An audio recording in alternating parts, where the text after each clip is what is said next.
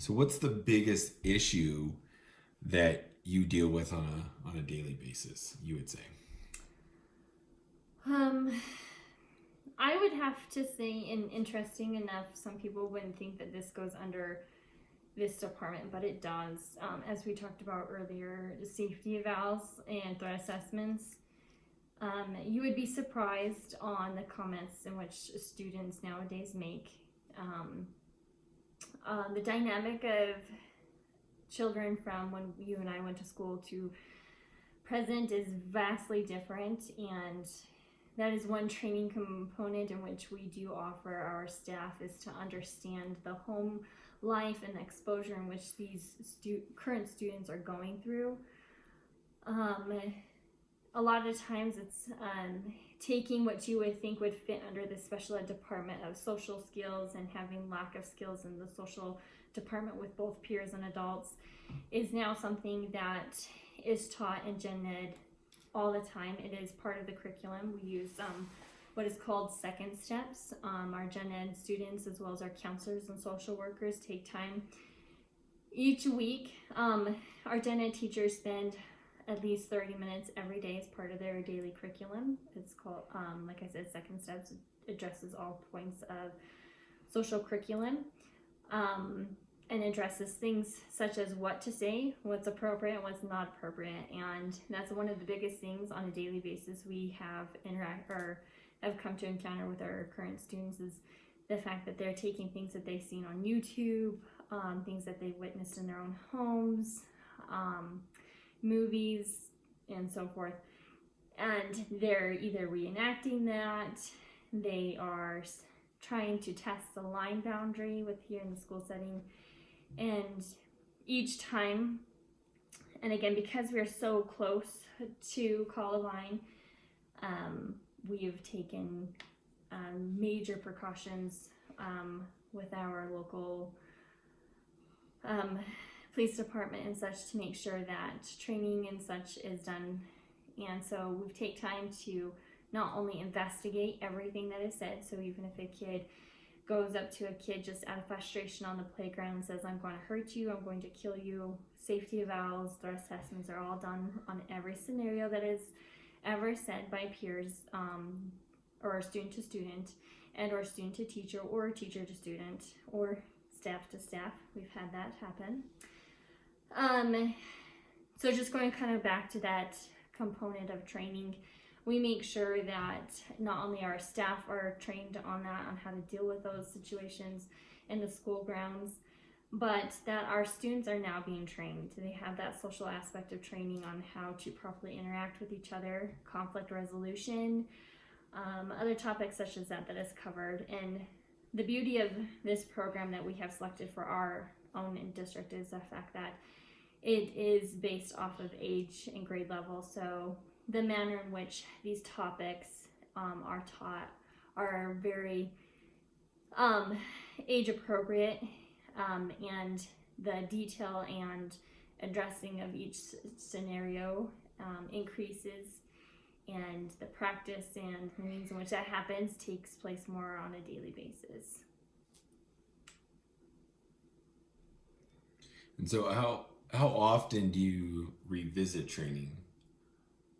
So, like I said, training happens always at the beginning of the year. Our new staff are trained.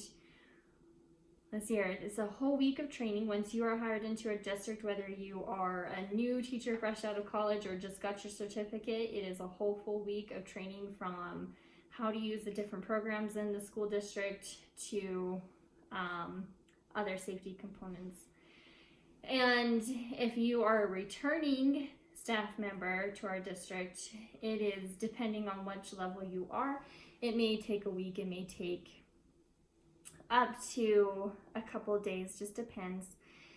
If you are returning, a lot of those things now with COVID are put into modules, and we've had, our district has purchased a program in which our fellow districts as well, fellow states have used in making sure that they go through these modules, they watch these courses, and then have to take tests at the end. And if they don't pass, then they're given two chances, but if they don't pass up to the second chance, then they are brought in for either a one-on-one, but now that our COVID numbers have dropped, we have brought them into small group settings. There are some topics in which our staff members are just, let me rephrase it. There are topics in which our staff are required to have prior to students sitting in the seats in the first day of school. And then there are other topics in which modules they can take, and there are due dates in which they are required to take and pass.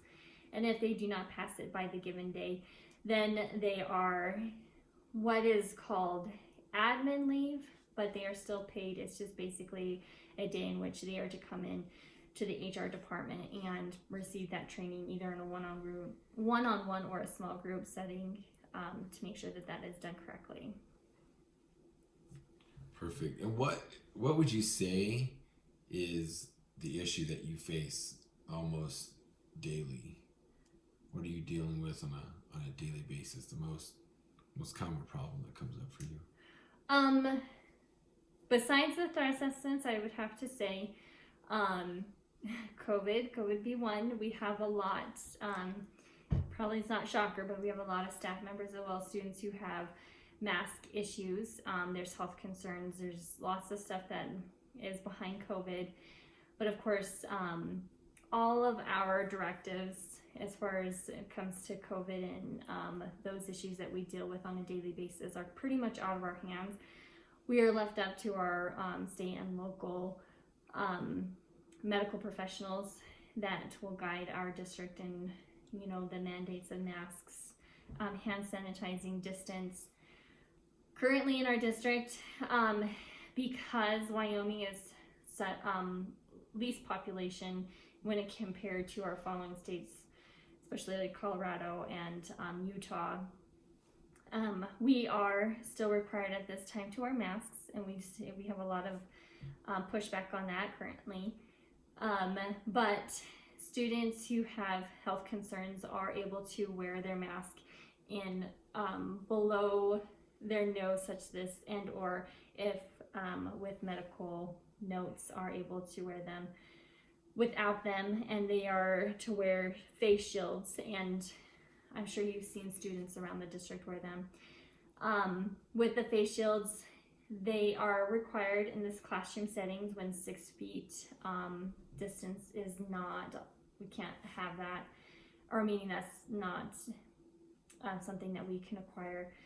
A lot of our class sizes have been downsized so that we could have a 6 feet difference between student to student, so that at least students can have their mask below their nose. For recess and outside play, PE, those things, again, masks are done under the nose. If they are outside, masks are not required, again, if 6 feet are met. But I'd have to say, just overall, a lot of the COVID restrictions are the biggest concerns right now, the biggest issues that we deal with. We have a lot of staff members who, believe it or not, push back. They have the right to give their opinion, but training is given on those staff members on making sure that they use their own freedom of speech in the right manner, in which it will not hinder their job and or the students in which they come in contact with.